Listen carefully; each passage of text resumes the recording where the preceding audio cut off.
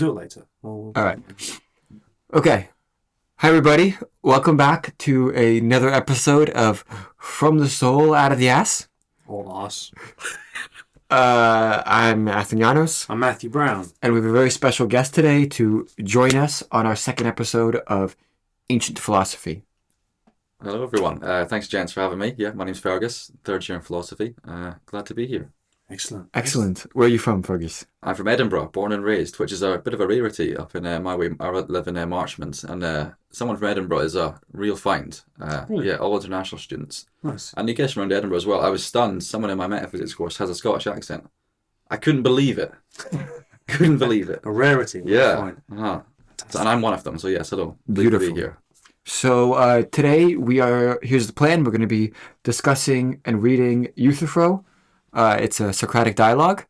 We're going to first read the text, and then we are going to discuss it.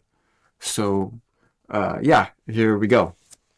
Okay, so the scene is the Agora, or central marketplace of Athens, before the offices of the magistrate, who registers and makes preliminary inquiries into charges brought under the laws protecting the city from the gods' displeasure. There Socrates meets Euthyphro. Socrates is on his way in to answer the charges of impiety brought against him by three younger fellow citizens, on which he is going to be condemned to death, as we learn in the Apology. Euthyphro has just deposed murder charges against his own father for the death of a servant. Murder was a religious offence, since it entailed pollution, which, if not ritually purified, was displeasing to the gods. But equally, a son's taking such an action against his father might well itself be regarded as impious. Euthyphro professes to be acting on esoteric knowledge about the gods and their wishes, and so about the general topic of piety. Socrates seizes the opportunity to acquire from Euthyphro this knowledge of piety so that he can rebut the accusation against himself. However, like all his other interlocutors in Plato's Socratic dialogues, Euthyphro cannot answer Socrates' questions to Socrates' satisfaction, or ultimately to his own. So he cannot make it clear what piety is, though he continues to think that he does know. Thus, predictably, Socrates' hopes are disappointed just when he is ready to press further to help Euthyphro express his knowledge. If indeed he does possess it, Euthyphro begs off on the excuse of business elsewhere. Though Socrates does not succeed in his quest, we readers learn a good deal about the sort of thing Socrates is looking for in asking his question: what is piety? And the other what is questions he pursues in other dialogues. He wants a simple model or standard he can look to in order to determine which acts and persons are pious, one that gives clear, unconflicting and unambiguous answers. He wants something that can provide such a standard all on its own, as one of Euthyphro's proposals, that being pious is simply being loved by the gods, cannot do, since one needs to know first what the gods do love. Pious acts and people may indeed be loved by the gods, but that is a secondary quality, not the essence of piety. It is not that which serves as the standard being sought. There seems no reason to doubt the character Socrates' sincerity in probing Euthyphro's statement so as to work out an adequate answer. He has, in advance, no answer of his own to test out or to advocate. But does the dialogue itself suggest to the alternative reader an answer of its own? Euthyphro frustrates Socrates by his inability to develop adequately his final suggestion that piety is justice in relation to the gods, in serving and assisting them in some purpose or enterprise of their own. Socrates seems to find that an enticing idea. Does Plato mean to suggest that piety may be shown simply in doing one's best to become as morally good as possible, something Socrates claims in the Apology the gods want more than anything else? If so, can piety remain an independent virtue at all, with its own separate standard for action? These are among the questions this dialogue leaves us to ponder.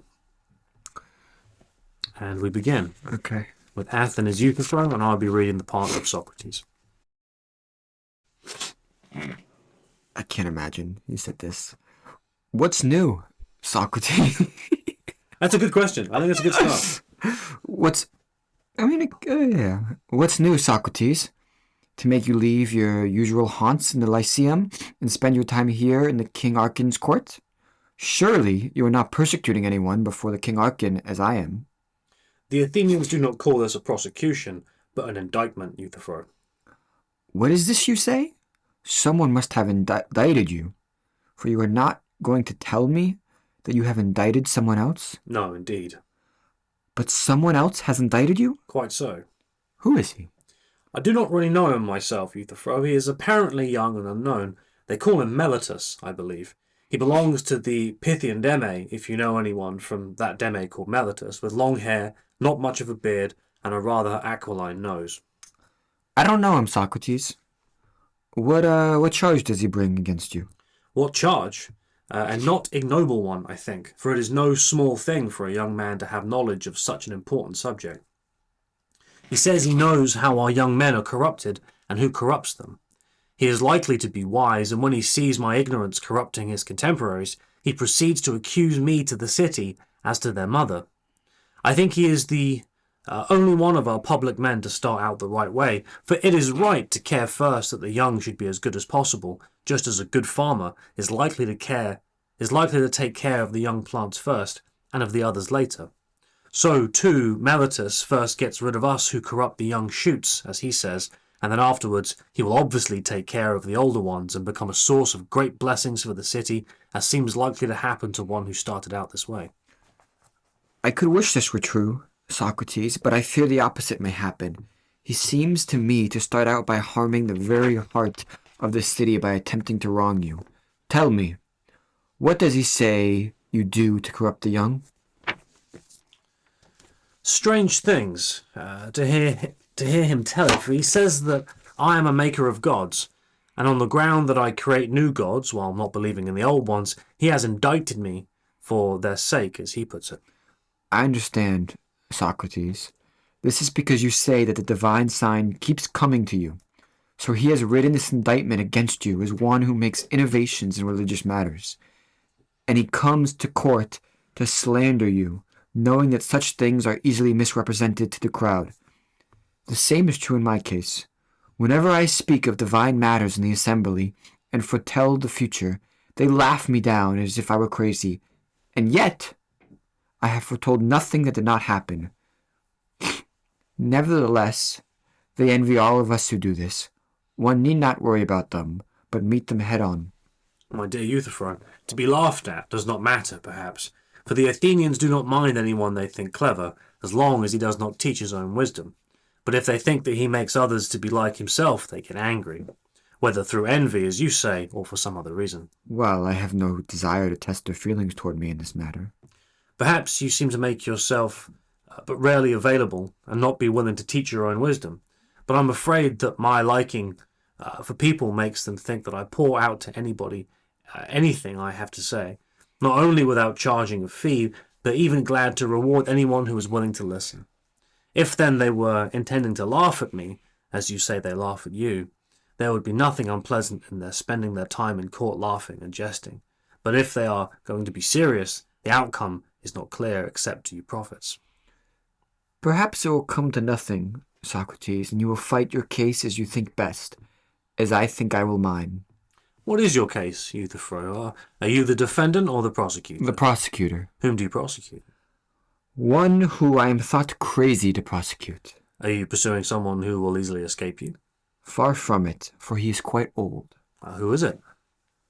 My father. My dear sir, your own father? Certainly. What is the charge? What is the case about? Murder, Socrates. Good heavens. Certainly, Euthyphro, most men would not know how they could do this and be right. It is not the part of anyone to do this, but of one who is far advanced in wisdom. Yes, by Zeus, Socrates, that is so. Is then the man your father killed one of your relatives, or is that obvious? You would not prosecute your father for the murder of a stranger. It is ridiculous, Socrates, for you to think that it makes any difference whether the victim is a stranger or a relative. One should only watch whether the killer acted justly or not. If he acted justly, let him go. But if not, one should prosecute, if, that is to say, the killer shares your hearth and table. The pollution is the same if you knowingly keep company with such a man, and do not cleanse yourself and him by bringing him to justice. The victim was a dependent of mine, and when we were farming in Naxos, he was a servant of ours. He killed one of our household slaves in drunken anger, so my father bound him hand and foot and threw him in a ditch. Then sent a man here to inquire from the priest what should be done. During that time he gave no thought or care to the bound man, as being a killer, and it was no matter if he died, which he did. Hunger and cold and his bonds caused his death before the messenger came back from the seer. Both my father and my other relatives are angry that I am prosecuting my father for murder on behalf of a murderer, when he hadn't even killed him, they say, and if he had, the dead man does not deserve a thought, since he was a killer.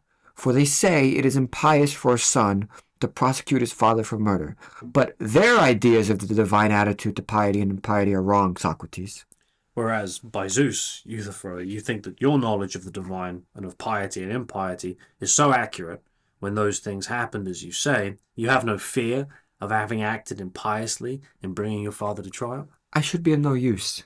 Socrates and Euthyphro would not be superior to the majority of men, if I did not have accurate knowledge of such things.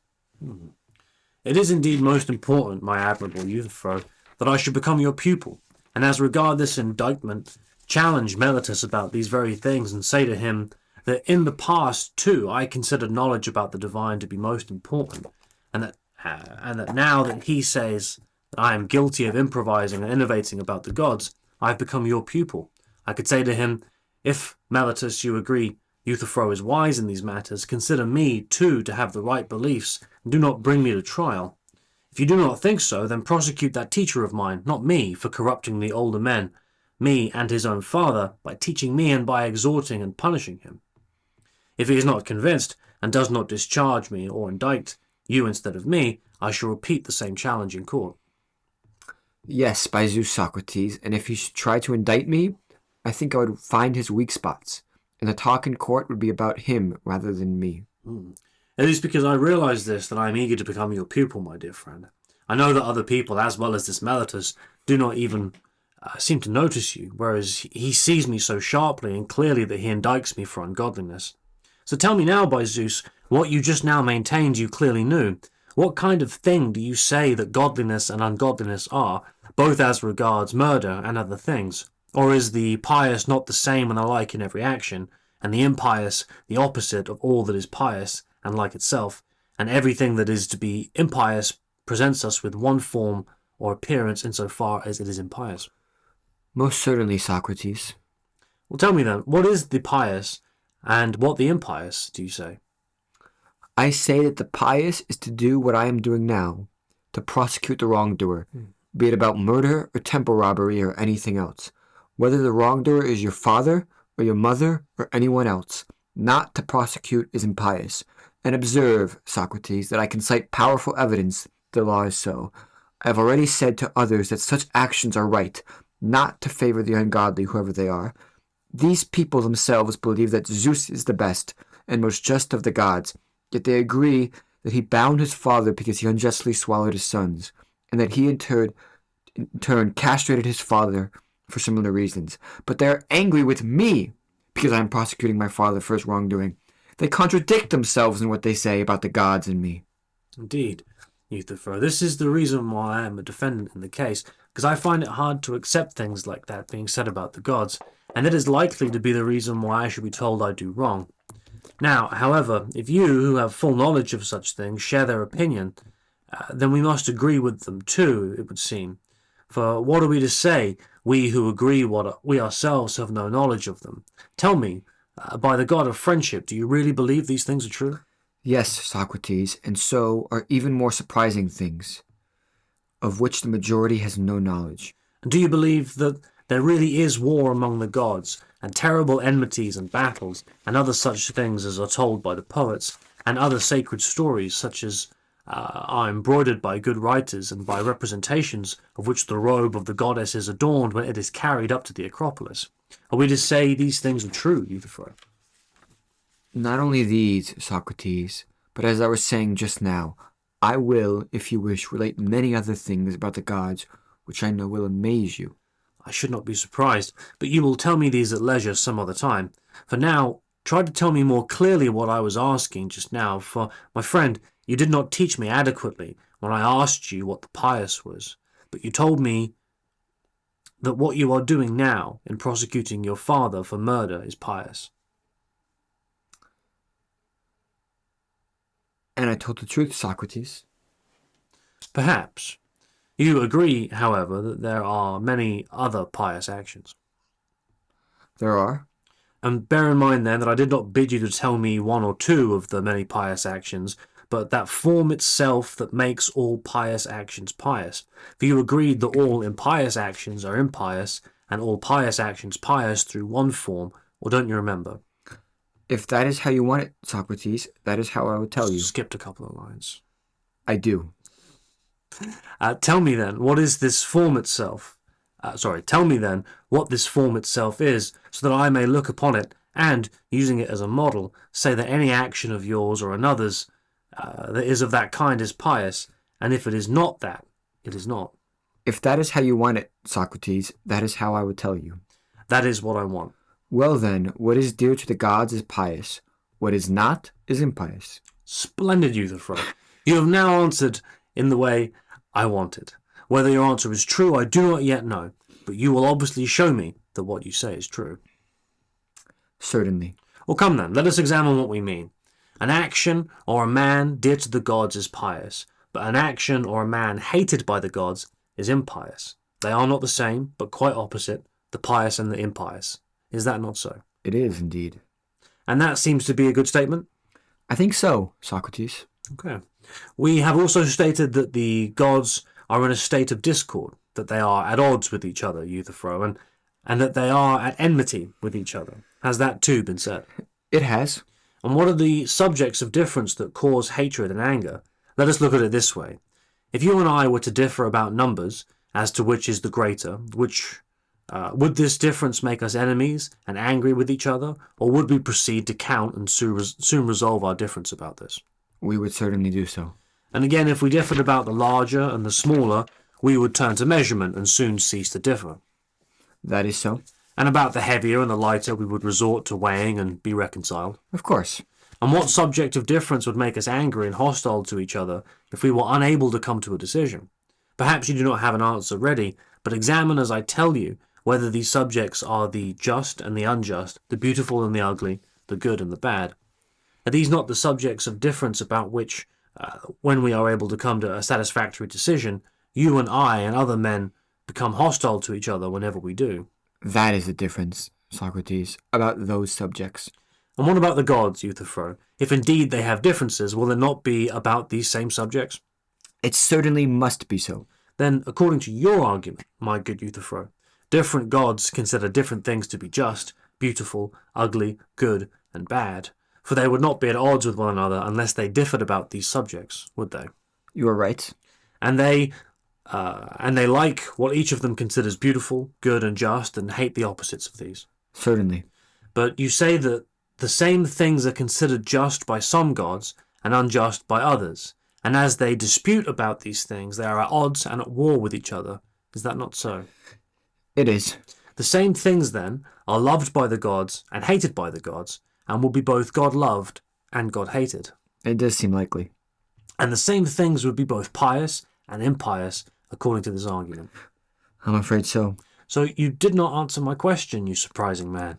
I did not ask you what same thing is both pious and impious, and it appears that what is loved by the gods is also hated by them.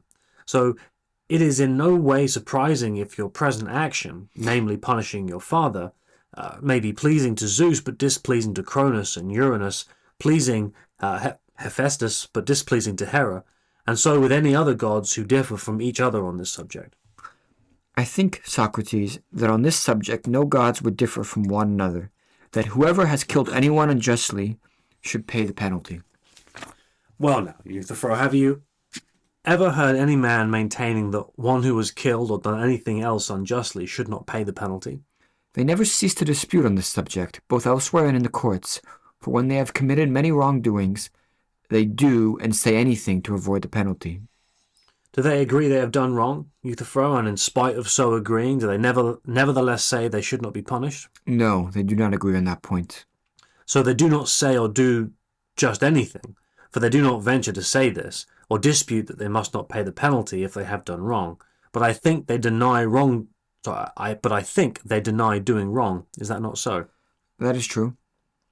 Then they do not dispute that the wrongdoer must be punished, but they may disagree as to who the wrongdoer is, what he did, and when. You are right. Do not the gods have the same experience, if indeed they are at odds with each other, about the just and the unjust, as your argument maintains? Some assert that they wrong one another, while others deny it, but no one among gods or men ventures to say that the wrongdoer must not be punished. Yes, that is true, Socrates, as to the main point. And those who disagree, whether men or gods, dispute about each action, if indeed the gods disagree. Some say it is done justly, others unjustly. Is that not so? Yes, indeed. Come now, my dear Euthyphro, tell me, too, that I have become wiser. What proof you have that all the gods consider that man... So I'm going to start that again. Come now, my dear Euthyphro, tell me, too, that I may become wiser. What proof you have that all the gods consider that man to have been killed unjustly, who became a murderer while in your service, was bound by the master of his victim, and died in his bonds before the one who bound him found out from the seers what was to be done with him, and that it is right for a son to denounce and to prosecute his father on behalf of such a man. Come, try to show me a clear sign that all the gods definitely believe this action to be right. If you can give me adequate proof of this, I shall never cease to extol your wisdom. This is perhaps no light task, Socrates, though I could show you very clearly. I understand that you think me more dull-witted than the jury, as you will obviously show them that these actions were unjust, and that all the gods hate such actions. I will show it to them clearly, Socrates, if only they will listen to me. They will listen if they think you show them well. But this thought came to me as you were speaking, and I am examining it, saying to myself, if Euthyphro shows me conclusively that all the gods consider such a death unjust, to what greater extent have I learnt from him the nature of piety and impiety? This action would then, it seems, be hated by the gods, but the pious and the impious were not thereby now defined, for what is hated by the gods has also been shown to be loved by them. So I will not insist on this point. Let us assume, if you wish, that all the gods consider this unjust, and that they all hate it. However, is this the correction we are making in our discussion, that what all the gods hate is impious, and what all they love is pious, and that what some gods love and others hate is neither or both? Is that how you wish us to define piety and impiety? What prevents us from doing so, Socrates? Well, for my part, nothing, Euthyphro. But you look whether on your part this proposal will enable you to teach me most easily what you promised. I would certainly say that the pious is what all the gods love, and the opposite, what all the gods hate, is the impious. Then let us again examine whether that is a sound statement, or do we let it pass, and if one of us or someone else merely says that something is so, do we accept that it is so, or should we examine what the speaker means? We must examine it, but I certainly think that this is now a fine statement. We shall soon know better whether it is. Consider this. Is the pious being loved by the gods because it is pious, or is it pious because it is being loved by the gods? I don't know what you mean, Socrates. I shall try to explain more clearly. We speak of something carried and something carrying, of something led and something leading, of something seen and something seeing, and you understand that these things are all different from one another, and how they differ. I think I do. So there is also something loved, and a different thing, something loving. Of course. Well, tell me then, whether the thing carried is a carried thing because it is being carried, or for some other reason. No, that is the reason. And the thing led is so because it is being led, and the thing seen because it is being seen. Certainly. It is not being seen because it is a thing seen, but on the contrary, it is a thing seen because it is being seen. Nor is it because it is something led that it is being led, but because it is being led that it is something led. And nor is something being carried because it is something carried, but it is something carried because it is being carried. Is what I want to say clear, Euthyphro? I want to say this, namely, that if anything is being changed or is being affected in any way, It is not being changed because it is something changed, but rather it is something changed because it is being changed. Nor is it being affected because it is something affected, but it is something affected because it is being affected. Or do you not agree? I do. Is something loved either something changed or something affected by something? Certainly. So it is in the same case as the things just mentioned. It is not being loved by those who love it because it is something loved, but it is something loved because it is being loved by them. Necessarily. What then do we say about the pious, Euthyphro? Surely that it is being loved by all the gods, according to what you say. Yes. Is it being loved because it is pious, or for some other reason? For no other reason. And is it being loved then because it is pious, but it is not pious because it is being loved? Apparently. And yet, it is something loved and God-loved because it is being loved by the gods. Of course. Then the God-loved is not the same as the pious, Euthyphro, nor the pious the same as the God-loved, as you say it is, but one differs from the other. How so, Socrates? Because we agree that the pious is being loved for this reason, that it is pious. But it is not pious because it is being loved. Is that not so? Yes. And that the God-loved, on the other hand, is so because it is being loved by the gods, by the very fact of being loved, but it is not being loved because it is God-loved. True. But if the God-loved and the pious were the same, my dear Euthyphro, then if the pious was being loved because it was pious, the God-loved would also be being loved because it was God-loved. And if the God-loved was God-loved because it was being loved by the gods, then the pious would also be the pious because it was being loved by the gods. But now you see that they are in opposite cases as being altogether different from each other. The one is such as to be loved because it is being loved, the other is being loved because it is such as to be loved. I'm afraid, Euthyphro, that when you were asked what piety is, you did not wish to make its nature clear to me, but you told me an affect or quality of it, that the pious has the quality of being loved by all the gods, but you have not yet told me what the pious is. Now, if you will, do not hide things from me, but tell me again from the beginning what piety is, whether being loved by the gods or having some other quality. We shall not quarrel about that, but be keen to tell me what the pious and the impious are.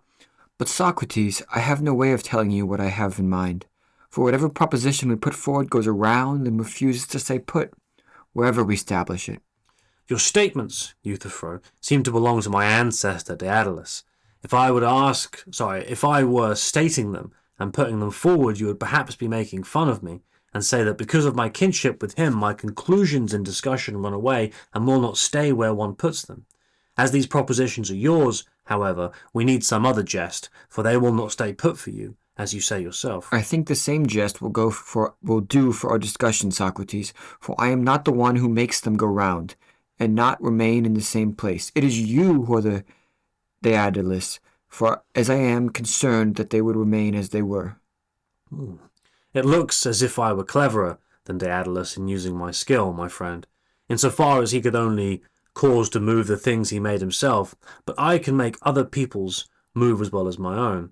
And the smartest part of my skill is that I am clever without wanting to be. Oh my God. For I would rather have your statements to me remain unmoved than possess the wealth of Tantalus, as well as the cleverness of Daedalus. But enough of this. Since I think you are making unnecessary difficulties, I am as eager as you are to find a way to teach me about piety, and do not give up before you do. See whether you think all that is pious is of necessity just. I think so. And is then all that is just pious?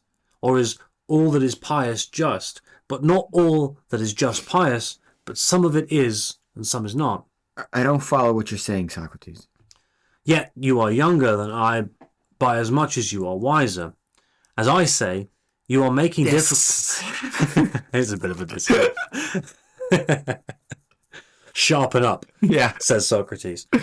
As I say, you are making difficulties because of your wealth of wisdom. Pull yourself together, my dear sir. What I am saying is not difficult to grasp. I am saying the opposite of what the poet said who wrote, "You do not wish to name Zeus, who had done it, and who made all things grow. For where there is fear, there is also shame." I disagree with the poet Euthyphro. Shall I tell you why? Please do. I do not think that where there is fear, there is also shame. For I think that many people who fear disease and poverty and many other such things feel fear, but are not ashamed of the things they fear. Do you not think so? I do indeed. But where there is shame, there is also fear. For is there anyone who, in feeling shame and embarrassment about anything, does not also at the same time fear and dread a reputation for wickedness? He is certainly afraid. It is then not right to say, where there is fear, there is also shame, but that where there is shame, there is also fear, for fear covers a larger area than shame. Shame is a part of fear, just as odd is a part of a number, with the result that it is not true that where there is number, there is also oddness, but that where there is oddness, there is also number. Do you follow me now? Surely. This is the kind of thing I was asking before, whether where there is piety, there is also justice, but where there is justice, there is not always piety, for the pious is a part of justice. Shall we say that, or do you think otherwise? No, but like that, for what you say appears to be right. See what comes next. If the pious is a part of the just, we must, it seems, find out what part of the just it is. Now, if you asked me something of what we mentioned just now, such as what part of number is the even and what number that is, I would say it is the number that is divisible into two equal, not unequal parts. Or do you not think so? I do. Well, try in this way to tell me what part of the just the pious is, in order to tell Meletus not to wrong us any more than to indict me for ungodliness, since I have learned from you sufficiently what is godly and pious and what is not. I think, Socrates, that the godly and pious is the part of the just that is concerned with the care of the gods, while that concerned with the care of men is the remaining part of justice. You seem to me to put that very well, but I still need a bit of information. I do not know yet what you mean by care, for you do not mean the care of the gods in the same sense as the care of other things, as, for example, we say, don't we, that not everyone knows how to care for horses, but the horse breeder does. Yes, I do mean it in that way. So horse breeding is the care of horses. Yes, Nor does everyone know how to care for dogs, but the hunter does. that is so. So hunting is the care of dogs. Yes, And cattle raising is the care of cattle. quite so. While piety and godliness is the care of the gods, Euthyphro, is that what you mean? It is. Now, care in each case has the same effect. It aims at the good and the benefit of the object cared for, as you can see that horses cared for by horse breeders are benefited and become better, or do you not think so? I do. So dogs are benefited by dog breeding, cattle by cattle raising, and so with all the others. Or do you think that care aims to harm the object of its care? By Zeus, no. It aims to benefit the object of its care. Of course. Is piety, then, which is the care of the gods, also to benefit the gods and make them better? Would you agree that when you do something pious, you make one of the gods better? By Zeus, no. Nor do I think that this is what you mean, far from it, but that is why I asked you what you meant by the care of the gods, because I did not believe you meant this kind of care. Quite right, Socrates. That is not the kind of care I mean. Very well, but what kind of care of the gods would piety be? The kind of care, Socrates, that slaves take of their masters. I understand. It is likely to be the kind of service, it is likely to be a kind of service of the gods. Quite so. Could you tell me to the achievement of what goal service to doctors tends? It is not, do you think, to achieving health? I think so. What about service to shipbuilders? To what achievement is it directed? Clearly, Socrates, to the building of a ship. And service to house builders to the building of a house? Yes. Tell me then, my good sir, to the achievement of what aim does service to the gods tend? You obviously know, since you say that you, of all men, have the best knowledge of the divine. And I am telling the truth, Socrates. Tell me then, by Zeus, what is that excellent aim that the gods achieve using us as their servants? Many fine things, Socrates. So do generals, my friend. Nevertheless, you could easily tell as their main concern, which is to achieve victory in war, is it not? Of course. The farmers, too, I think, achieve many fine things, but the main point of their efforts is to produce food from the earth. Quite so. Well then, how would you sum up the many fine things that the gods achieve? I told you a short while ago, Socrates, that it is a considerable task to acquire any any precise knowledge of these things. But, to put it simply, I say that if a man knows how to say and do what is pleasing to the gods at prayer and sacrifice, those are pious actions such as preserve both private houses and public affairs of state. The opposite of these pleasing actions are impious and overturn and destroy everything. You could tell me in far fewer words, if you were willing, the sum of what I asked, Euthyphro, but you are not keen to teach me, that is clear. You were on the point of doing so, but you turned away. If you had given that answer, I should now have acquired from you sufficient knowledge of the nature of piety. And it is, the lover of inquiry must follow his beloved wherever it may lead him. Once more, then, what do you say that piety and the pious are? Are they knowledge of how to sacrifice and pray? They are. To sacrifice is to make a gift to the gods, whereas to pray is to beg from the gods. Definitely, Socrates. It would follow from this statement, that piety would be a knowledge of how to give and to beg from the gods. You understood what I said very well, Socrates. That is because I am so desirous of your wisdom, and I concentrate my mind, absolutely, and I concentrate my mind on it so that no words of yours may fall to the ground. I like that. But tell me, what is this service to the gods? You say it is to beg from them and to give to them.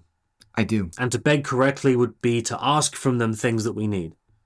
What else? And to give correctly is to give them what they need from us, for it would not be skillful to bring gifts to anyone that are in no way needed. True, Socrates. Piety would then be a sort of trading skill between gods and men.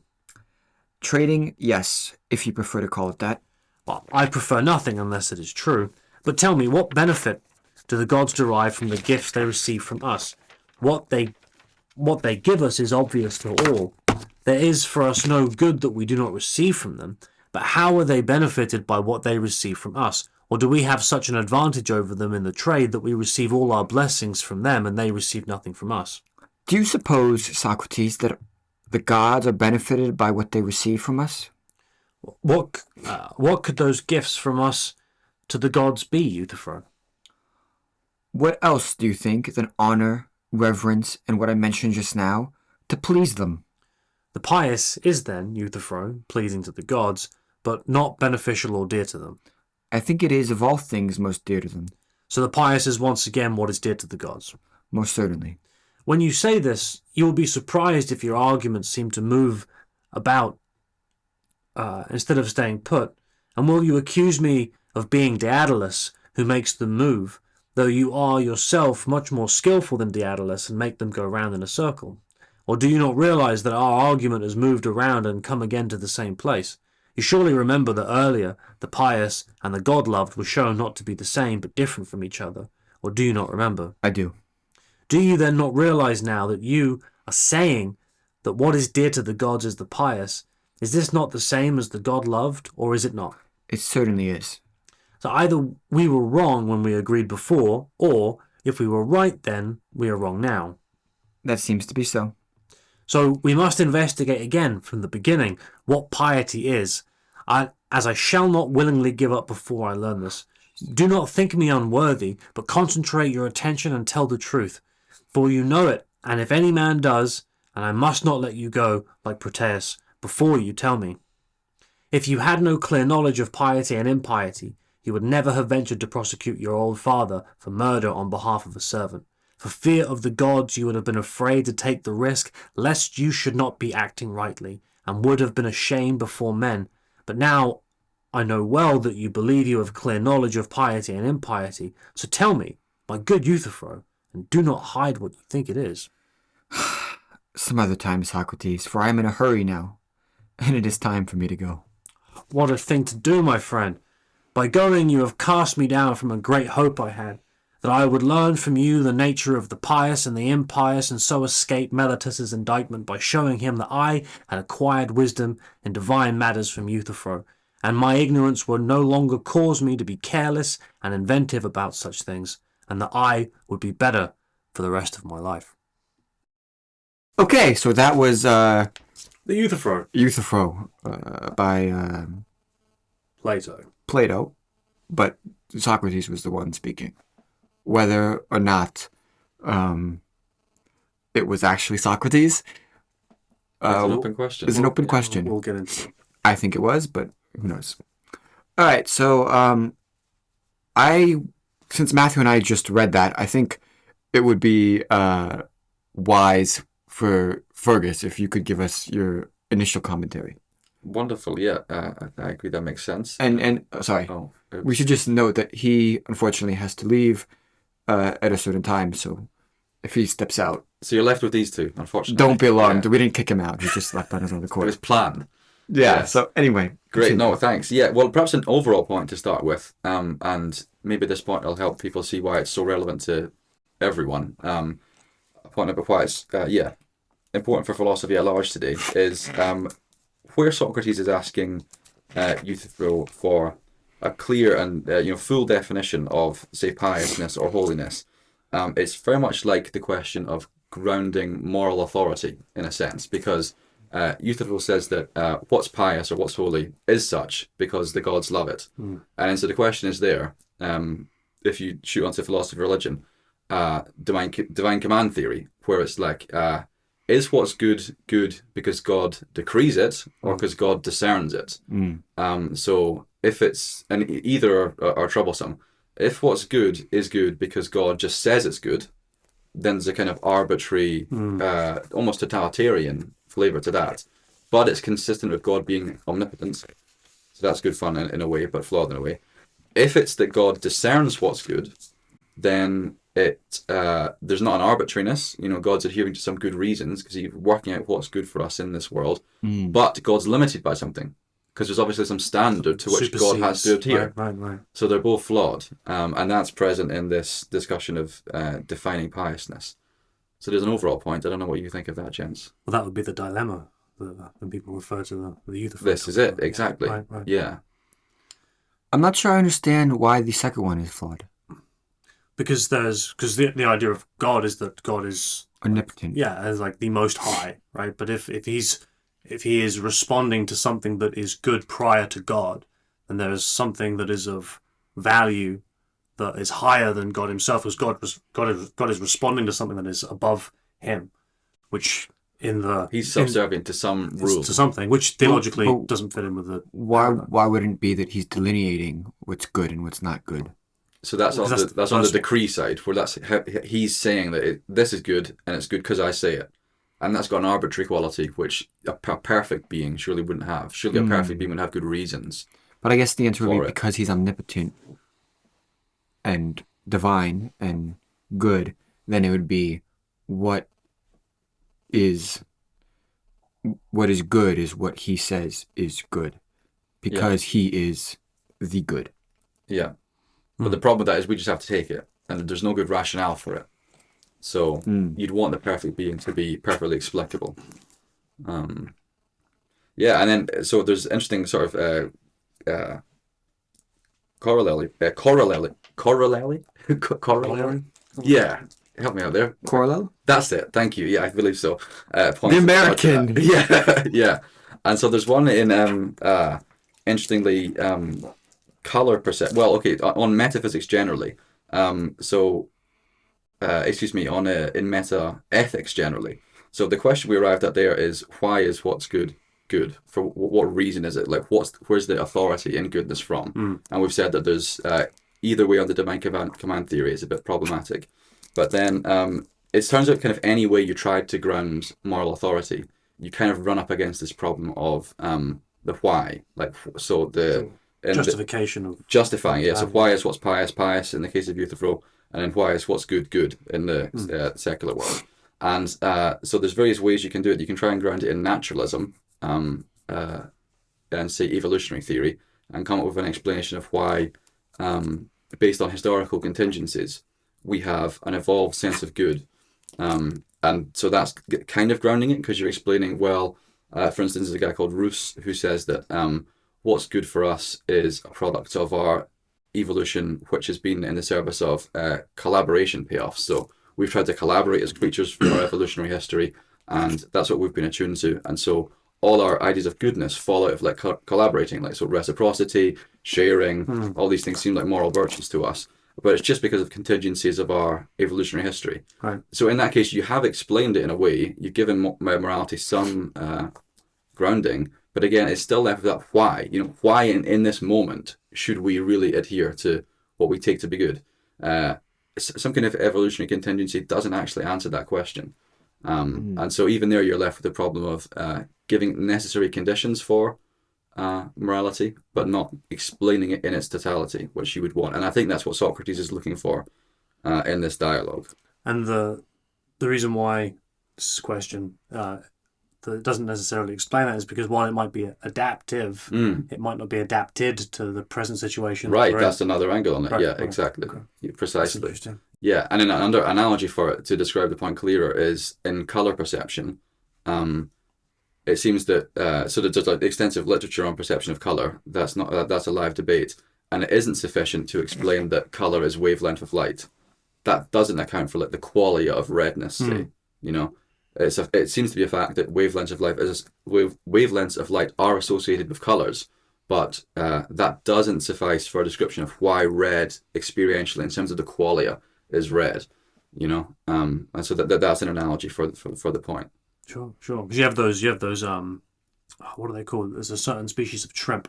They've got because we only have four or five cones in our eyes, whereas these shrimp have 14. Okay. And so the qualia, the perspective or the experience of those shrimp in the ocean, which I imagine looks pretty cool for them, would be, while they would have the same experience of something we would say is red, they would have an entirely different experience of what we would say is red. Right. Because they're taking in more than what we can. And so even within the physicalist paradigm, you're showing how there's complete variance in the manifestation of redness. Right, a relativity. Yeah, right, relativity, yeah. Listening to you guys talk about this, it makes me think about, it's no wonder that Socrates concluded that you can't know anything. Right.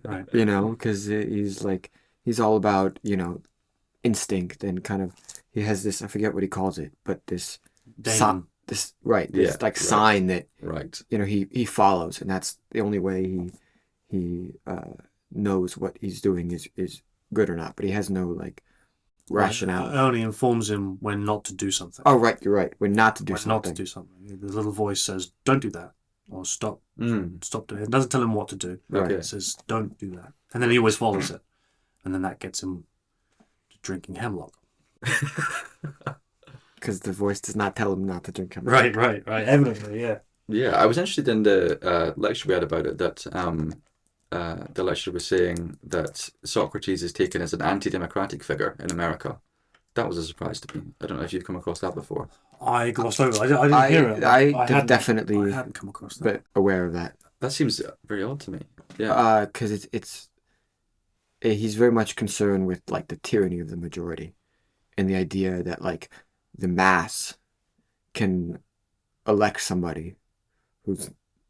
I think it's an idea kind of molded from Plato and Socrates, but it's the idea that you can have somebody that speaks really well, is really convincing, but has no qualifications and has shown no ability to actually be the person who can best govern the city. And with a democracy, that sounds familiar, doesn't it? you can end up with these very flamboyant personality people getting elected.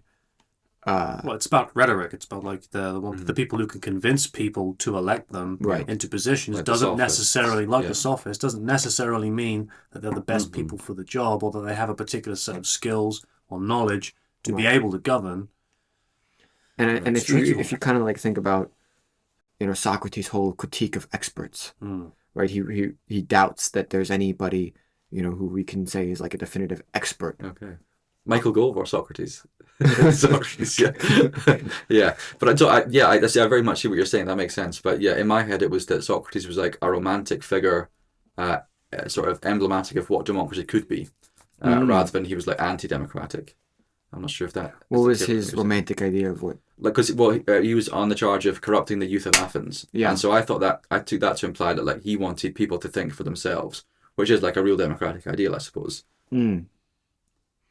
Well, I heard I can't remember where I heard this, but I heard a really interesting conception of democracy. Actually, it was at the Conservative Society we were at the other day when they spoke about democracy on a leash. Yeah. Right, that's kind of like coming back from the idea of the tyranny of the majority. So democracy unleashed, right, would lead you to tyranny of the majority, right, with people being convinced to be elected without necessarily being what's for the best for the country, but then to have mechanisms that constrain it a little bit, right? Like, and there you were using the House of Lords as an example. But that's an interesting concept, kind of like, because I also hadn't come across that idea of in America of Socrates being an anti-democratic. The idea is like if you had like if you had a ship, right, and if the captain of the ship, you want the captain of the ship being the person who knows the most about, whatever, ship sailing, right? Like the person who knows how to navigate ship non-explosion, ship knowledge, right? Knows everything, knows how to navigate the waters, knows all the points, knows how to direct the command, is honest with everybody, knows, exactly how it goes. Right. And you want, but in order to get that person, you want some kind of merit, based system so that person is the head. And if you open it up to everybody to kind of say, oh, we're just going to decide based on popular opinion in a vote who gets to be the captain, and you let anybody put their name in, you then open yourself up to you could end up popularity and all that kind of thing, which doesn't necessarily imply the characteristics you're saying is a good captain. You can end up with somebody but some domains and some enterprises aren't democratic, right? The military, you said shipbuilding or ship navigation, the military came to mind as you were speaking, right? It's not a democracy. Well, but the analogy is, the country or the state to the ship. Right. The captain of the ship is analogous to the president. The prime minister. Yeah. But the case study of history seems to be that the democracies do better than the totalitarian states. You know what Aristotle said, right? He said a few things, I'm sure. What's this one? He said he kind of ranked the forms of government. Democracy lowest. And he goes, like there's the single rule, which is the autocracy, the double rule, which is like the multiple kind of people, the aristocracy, and then you have democracy. And he thinks that that a autocracy has the highest chance of success, or the highest like, and the the best possible case scenario of autocracy is the best option. The best possible scenario of aristocracy is the second best. The best possible option of democracy is the third best. But what he says is the worst possible scenario of autocracy is the worst possible option. Autocracy? Autocracy. Like, autocracy can give you the best, but it could also give you the absolute worst. Tyranny. Okay. Aristocracy can give you the second best, but it also can be the worst, can be the second worst. Right. Democracy is the worst of the best, but the best of the worst. Interesting. Okay. And so it's the safest option for us. Does history give us any examples of desirable autocracies, I wonder? Well, none rush to mind. Well, Alexander the Great, you could argue was good for his people. Not running a state, though. Running a state. I'd have to go back, but I don't know. Cyrus the Great seemed like a good guy. I'm not familiar with Cyrus. No, what was he? Persian king. Okay. I'm trying to think. My history isn't amazing, so yeah. But look, it makes sense rationally, and we're none of us are short of handed examples of failings of democracy. They are all around. I mean, like definitely. there were some French kings who weren't terrible for the state. Like I think Louis VII did a lot for arts and developed France. Oh sure. Culturally. Yeah. I don't know.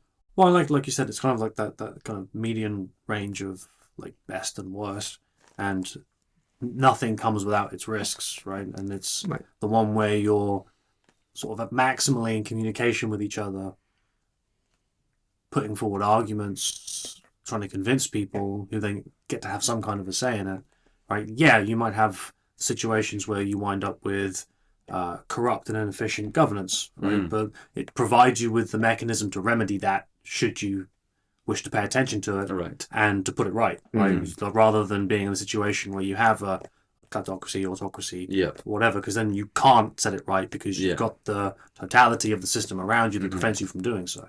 Although, you could take a Foucaultian stance Go for it. and say that, like, what having like an autocracy allows you to do is people know very particularly where the problem is. Where in a democracy, when you have a lot of these different parts and it's very layered and deconstructed, it's much harder for the people to know how to, revolt and rebel against the system that they That's may really right. Difficult to describe the problem. Whereas in an autocracy, if you have a tyrant, it's very easy. It might be difficult, but it's very easy for the people to know this is the bad guy, and the solution is we chop his head off.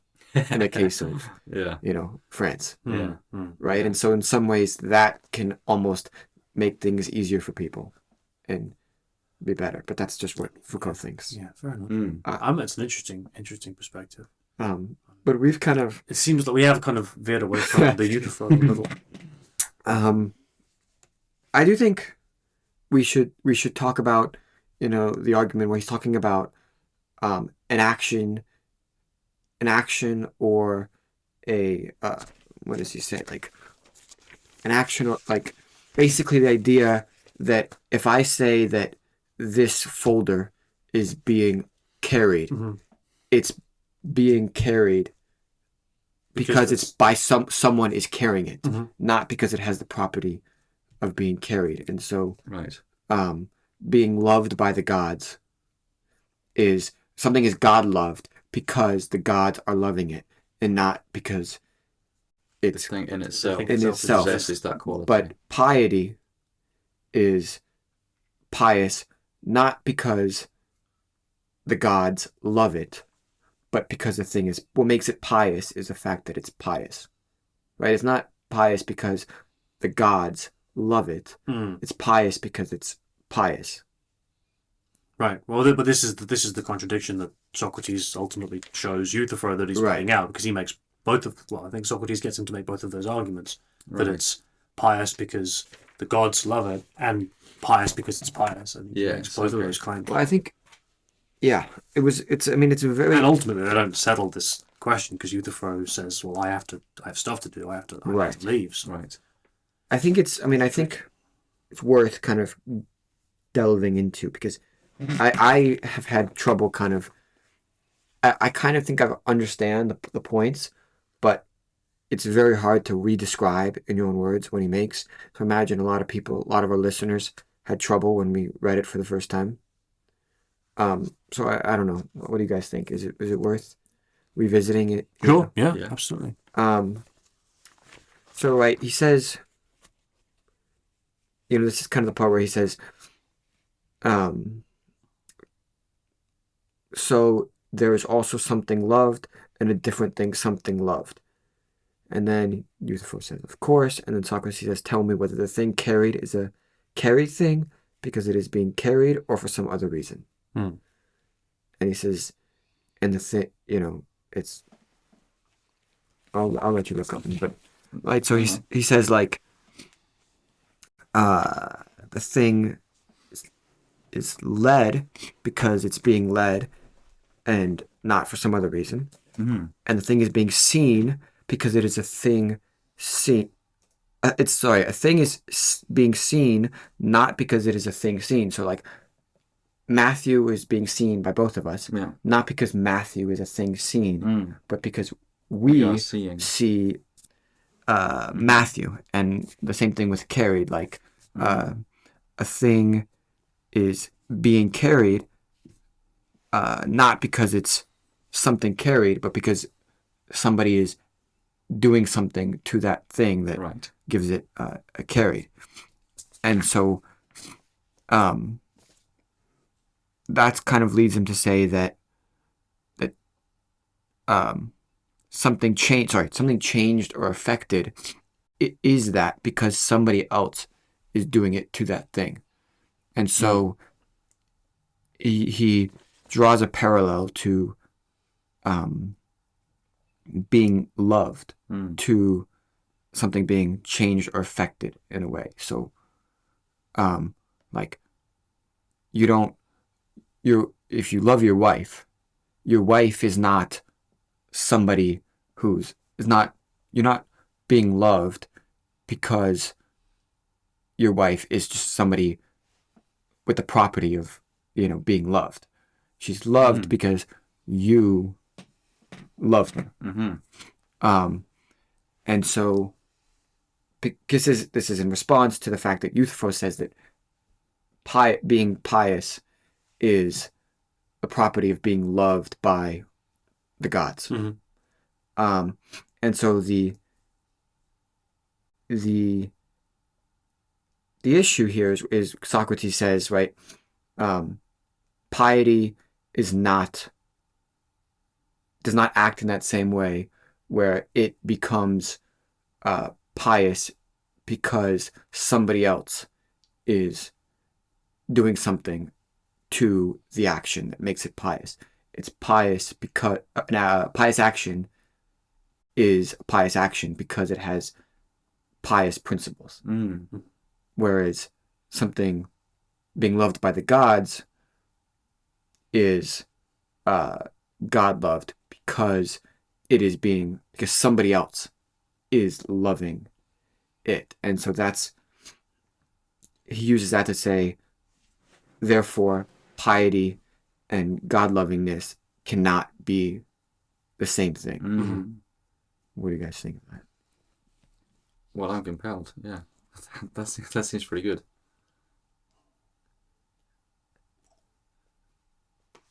Are you for or against it? Do you think that's reasonable? No, I think it's a really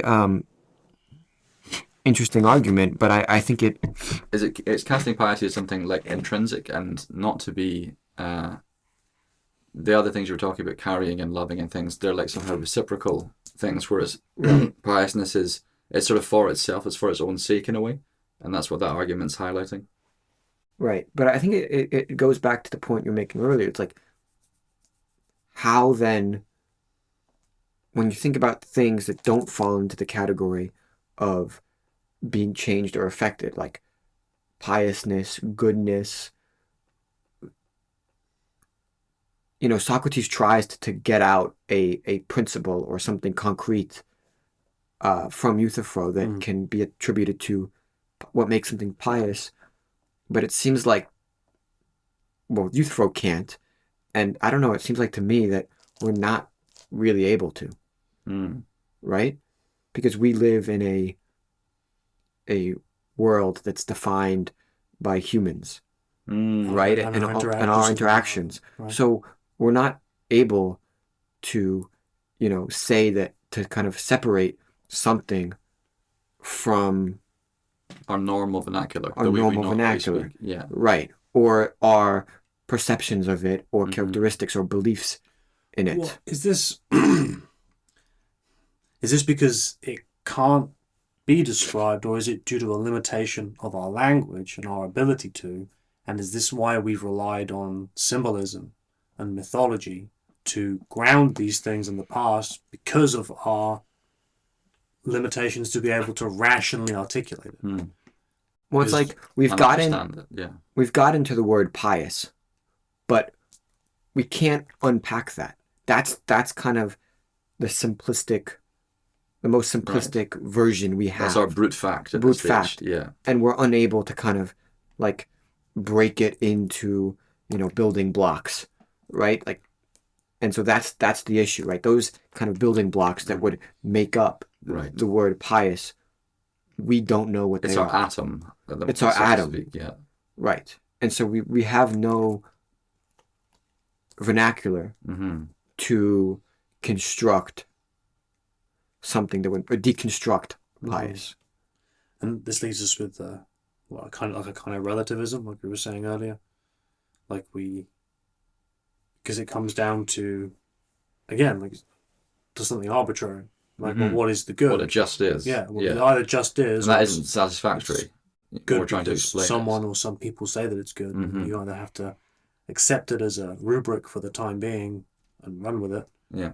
or push back against it. But then you have to answer the same question yourself and replace it with something else, and so on and so on and so Mhm. forth. So what do we do about that? Like, are these just empty words? Like, Hedonism. no, but seriously, like what do we do with these? Are they, because they don't refer to anything, right? Like when you think about like logic, right, and the what we were talking about a lot in Mind, Matter, and Language, you know, like what is language and the theory that it refers to something. What do these words like pious, goodness, what do they actually refer to? Are they just empty? Well, I mean, Euthyphro's first response when he gives his first answer is he says that the thing I'm doing right now, which I think in his mind is the right thing, right? Like there's been a transgression. Right, but the problem with that is somebody else. Like that's the thing. Is it just based on like relativistic? Like what is good because you think your action is good. Right? You see the problem like Euthyphro saying that what is good refers to the action that I did. But that's not necessarily going to be universal. No. Well, because he has a kind of what's the word I'm looking for? Elitism about himself, right? Because obviously his family and his friends and the people around him disagree with his actions. It's like Socrates is initially shocked. He's like, "What, man, are you doing? You're prosecuting your father." But he thinks himself as having supreme wisdom about the pious and about the divine. So he's playing that role of the being that arbitrary kind of stopgap, Right. to say, well, from here onwards. So I don't know. But we've said before, Matthew, that moral relativism itself isn't necessarily a reason to take things like piousness to be empty concepts, because although norms vary culture to culture, the fact of some codes of normativity is a cultural constant, and so each culture will have its own version of piousness, which they could explain to each other. So the relativity itself doesn't necessarily mean that the box is empty. It's just quite opaque. I'm gonna Possibly not a box. Yeah. I'm gonna steal something from the Bible. Go for it. But like you know the concept of like wind, right? You don't know, you know, where it came from. You don't know what it is exactly, right? You don't know where it's going, but you know it's wind. You can always recognize wind, right? And so in some sense we could say the same thing about piousness or goodness, right? We don't know, we can't articulate, we can't say exactly what it is, but in some sense we know when something is good, when something is pious. And we may not know the particulars, we may not be able to agree upon it, you know, an exact definition. Like a linguistic placeholder. But we recognize it when it happens. And maybe that's the best we have. Well, and then you can argue about it, which is what they're doing in the text. Because Euthyphro would recognize his actions as pious, but Socrates is like, well, hang on, I don't think so. But then so there's already a disagreement. Is Socrates, in some sense, in this dialogue, is he recognizing something kind of very a fundamental problem with human nature, which is that like language and linguistics can only go so far for us, that there's a severe limitation in language? Well, I think that's where his frustration comes from. Because, you know, multiple times he seems to be getting almost frustrated with Euthyphro a little bit. He's like, stop withholding from me the knowledge you have about the pious, right? And if you have the knowledge that you say you have, articulate it clearly to me now. You seem pretty sure you've got stop this playing this game. Yeah. So perhaps, yeah. Like language is not good Sufficient, enough. Sufficient for us. That's what I was. Yeah, I think so. Well, because it's like, but that's groundbreaking. Well, it's like this came up in the lecture the other day when I asked about the 2 or 3 different words that the Greeks have for love. Right. Right. We only have one. Right. In the English language, there's one word for love. Right. And the other languages have got multiple different conceptions of the same thing. And so when we're translating languages from Greek, Latin, Roman, or whatever it is, or Russian, because I know the Russian language is very emotive, or there's a lot of depth in it that we don't necessarily are able to take from one and So when you translate Russian into English, you're not Yeah. necessarily able to capture all that's being expressed Yeah. in the Russian in the English language. Mm. So there are gaps in our. Our professor might have a unique, opinion about that. Okay, what does he say? No, our professor, Oh, she's Russian. because she's Russian. So I thought you were referring to Okay. your another lecturer you had. Okay. No, I'm just saying because she's She's Russian, so she. Well, we should ask her. I didn't realize she was Russian. Okay. Yeah. Well, Okay. Yeah, well, what you're just saying there leads on to the a clarification I asked for in the lecture, where about the sort of aphorism from Pythagoras, man is the measure of all things. What does that mean exactly? Because I'd taken it that meant that facts about the world, or a kind of epistemic bubble, is a sort of human size phenomena. That we're not going to get in touch with facts beyond human knowledge. Perhaps the world in itself, to use the Kantian reference. But we have a common epistemic bubble. But then the lecturer said that it might well be, to each individual person, they are the measure of their own set of facts, and they are their own epistemic bubble. And then equally, she said it might just be a fact about man is the measure of all things, as in we're the only ones doing the measuring. We're the only ones with the reason amongst all the other animals. Each of those open up a various set of possibilities. right. So, like, applying that to the thing you were just saying about, languages have different words in English, we just have one, but, in other languages they have more. Is that, like, even, this term, like, man is the measure of all things, like, so Russian, might have a different, Piety. Yes. piety than Based on their linguistic Right. frame of reference. Yeah. Interesting.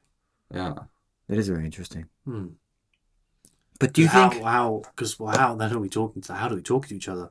Right. Right. And there's that famous thing, like, if a lion could speak English, could you speak to it? Because its frame of reference would be so distinct from yours, in its evolutionary history. But then the question is, like, do we as humans have something in our head, an idea, like, of piety that is central, and the language, different ways of trying to walking around it. express Yeah. walking around it, but Yeah. we're all lacking that, like, ability to communicate that central part. This is why I brought up symbolism earlier, right? And like the idea of hierarchy, right? Like the idea of God as the Most High, right? It's like it's not articulated; it's symbolic, right? It's not spoken necessarily. It's lived out and embodied and represented in symbolism. So it's like It's the Apollonian clarity. right, and so it's Sorry, that was from aesthetics. so it's Oh, I got that. Reference. I was not confused at all. what was I going to say? Yeah, the Dionysian confuses everything. And the Apollonian symbolism.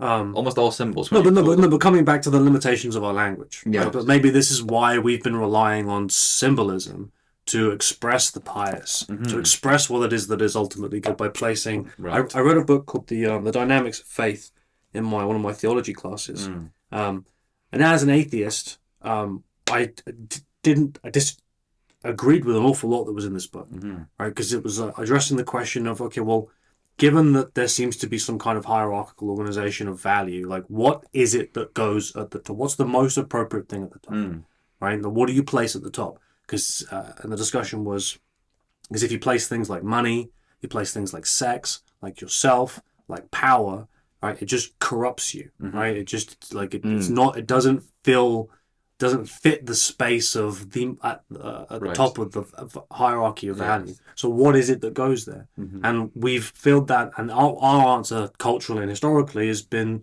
symbolism, right? It hasn't been prose. It hasn't been. It has to a degree, but it's like in music and song and symbols and mythology, and so like I think we are contending with the limitations of our language because we have these other ways of thinking and expressing these same concepts of pious, of the most good, the most high, and we don't use language all the time to do that. And maybe you could even say that, all religions, right? The difference in religions is just different ways of trying to grasp that, like, central concept, perhaps. And it's all, and it's different ways of Different windows into it. different windows Yeah. into kind of one thing that we're all trying to grasp in some sense.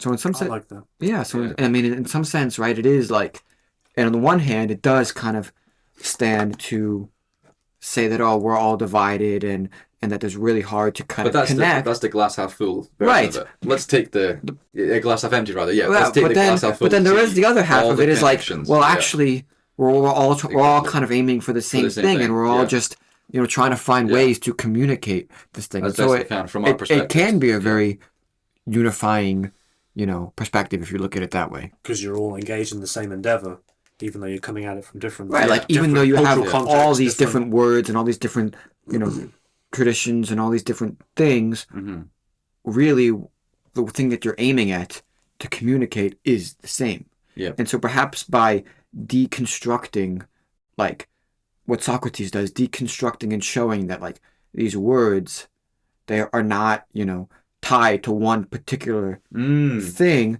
allows us to see that none of us, are like own it. None of us own this thing. Own it. Yes. Well, and also the kind of context of the conversation was because Socrates is about to be tried, accused by Meletus for being impious.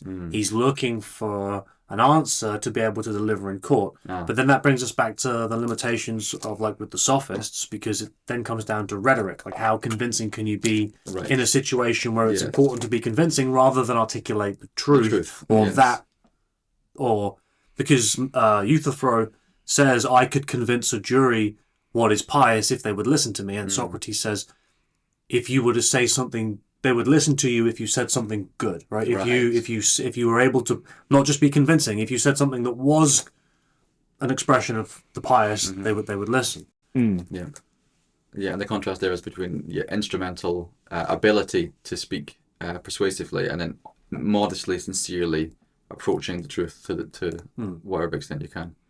Yeah. I am conscious of the time. Yes. It's just 4 o'clock there. Do you have Thanks to for leave having us? me. I have to leave you, but really enjoyable. First conversation, I hope. And Listen, be that back was to it. a fascinating. Won't be your last. Yeah, That's that was come on. great. Yeah, Okay. and you're our Wonderful. second guest on the show. Oh, You are. what an honor. Okay, Congratulations. excellent. Yeah, don't worry, we'll get many more, and you will have a place in the legacy. Okay. On the Mount Rushmore of the first guest. We'll get you a sticker. Yeah. Okay. Nice. Yeah. Wonderful. Well, anyway, Thanks. Yeah, gents. thank you very Appreciate much. it. Such a That's pleasure. awesome. Yeah. Pleasure. I'll jump out of your way, and you can. Okay. spread the word. Yeah, definitely. Okay. You guys, I'm mad at you because we said last time, comment. We need comments. Come on, comment on Uh-oh. that. No one commented. Is my pen here? I believe so. Yeah. Okay. Please Sweet. comment. All right. Cheers, lads. Thanks, everyone. All right. Cheers. No Yes. worries, pleasure. I think good stuff. Okay. Yep. See you again, gents. Thank you. No worries, hey, bud. Bye-bye. Is that us done, or do you want to... I don't know about you, but I That seems like a good place to close it think off. that was a good place. Yeah. It was a 40-minute I think conversation. so. Have we ended it already? I haven't hit the Oh, thing. no, good. Don't. I want to say goodbye to everyone. Oh yeah, of course. So we're going to close it off there, because I think that's a good place to call it. Yeah.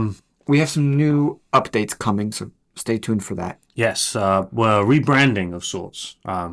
Very exciting stuff. Yes, very exciting stuff. A couple of cool announcements, and we are serious. We do really want to hear from you. If you don't find, say, because we're doing these 2 philosophy discussions or the ancient Greeks, if you're not following, or you think that there's you have something you want to contribute to what we've said, disagree, agree, add something that hasn't been said that you think should have done, we want to hear it. Yeah. And so, is there an easy way of people to do that? Is there an email address, or is there a comment section? There's a comment section. So, yeah, on YouTube. YouTube comments. YouTube comments, obviously, and on Spotify, there's a button that you hit that you can record yourself with your iPhone. Okay. And that comment goes right to us. So you don't even have to type it out. You just record yourself, and we get the comment, and then we will reply. Excellent. We don't have a social media account, do we? No, it's coming We're soon. working on that. That is coming soon. The website is coming soon. Rebranding. Rebranding, stickers. New mission. New mission, more guests. Please trust us on this one. Watch this space. Watch this space. What? Watch this space. Yes. Okay. Anyway. Thank you very much, everyone. Yeah. I've really enjoyed this conversation. Take care of yourselves, and we do hope to hear from you. Yeah.